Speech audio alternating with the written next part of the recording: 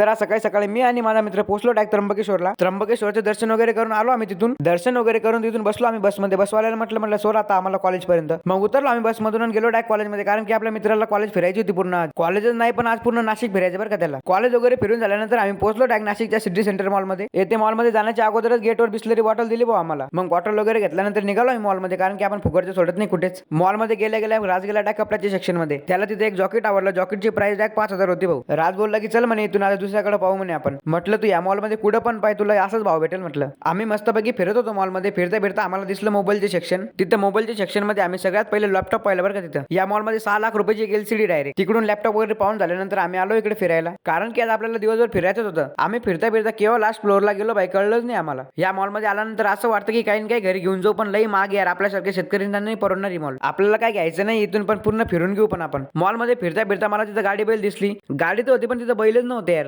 आमचं मस्त मॉल फिरणं चालू होतं, पण इथं लहान मुलांचं वेगळंच होतं बाई. इकडे लहान लहान मुलं मस्तपैकी व्हिडिओ गेम खेळत होते. हे जाऊ द्या. तुम्हाला हा ब्लॉग आवडला असेल ना तर लाईक फॉलो करून घ्या.